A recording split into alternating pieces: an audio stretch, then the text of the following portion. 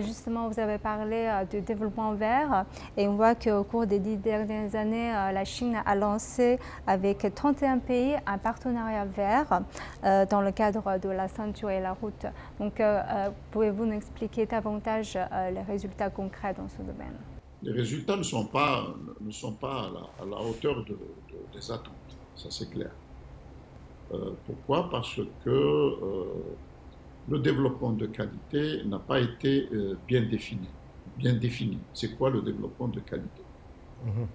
Par exemple, quand vous avez des régions entières, je parle de l'Afrique, où il y a très peu de développement, donc on est obligé d'acheminer tous les biens de consommation sur de très très grandes distances. Donc il y a forcément de la production de CO2, comme a dit M. Dean.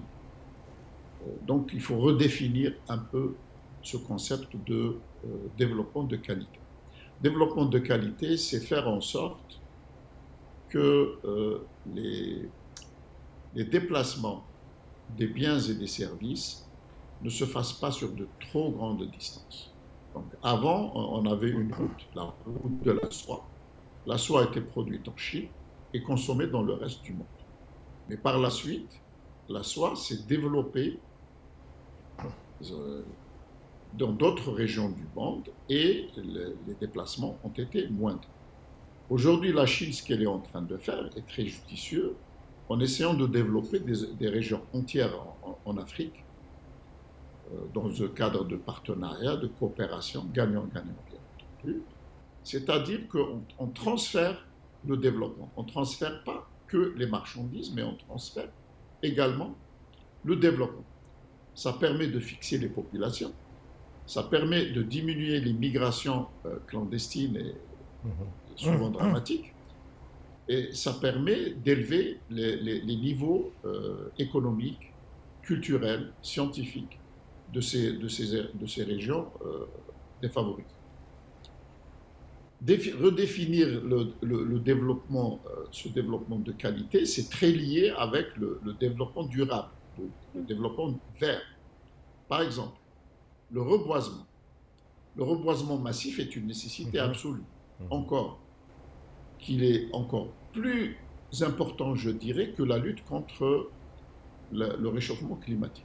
Parce qu'avec le reboisement de masse, d'abord, c'est faisable, ce n'est pas impossible, et la Chine a démontré ce reboisement massif dans des régions désertiques qui étaient restées très longtemps désertiques et qui aujourd'hui sont devenues des forêts et des régions de verdure. Donc le succès est garanti avec des moyens et c'est possible. Les technologies ne sont pas très complexes, c'est faisable. Il faut beaucoup de courage, il faut beaucoup d'opiniâtreté et il faut beaucoup de volonté politique pour aller dans ce sens. Nous avons fait le barrage vert. Euh, bon, il faudra peut-être le revoir un peu, qui a permis un peu de freiner l'avancement du désert. Donc ces actions-là vont aller dans le sens du développement de qualité, de haute qualité. On va ensuite parler d'un autre sujet qui intéresse beaucoup les participants. Par exemple, l'ancien Premier ministre du Kyrgyzstan a évoqué cette question lors d'un discours qu'il a fait sur cette initiative. Il a évoqué la possibilité d'un Silicon Valley qui inclut les pays d'Asie centrale. Donc, Julie, quel est votre regard sur ce sujet de développement numérique dans le cadre de la ceinture et la route? En fait, dans le cadre de ceinture et de route, on a inclus beaucoup de choses. On a commencé par la construction des infrastructures, chemins de fer, ports, des routes, etc. Mais on a fini par impliquer beaucoup de coopération dans beaucoup d'autres domaines, y compris la construction des parcs industriels, la construction d'une Silicon Valley aussi. C'est une initiative du ministère dans ce cas-là parce qu'ils ont des matériaux. Ils ont des matériaux, silicone, etc. Ils veulent en développer et dans ce cas-là, La Chine est un grand consommateur, importateur de ces matières premières.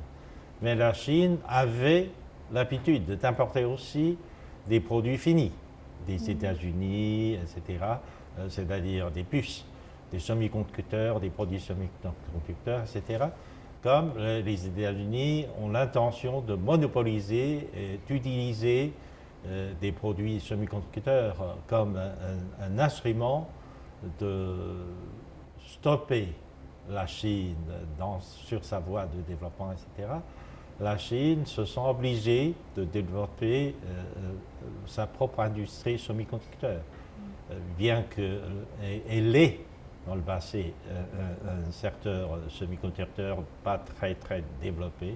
Depuis ces 3 dernières années, nous avons fait des progrès remarquables dans le domaine de l'industrie semi-conducteur.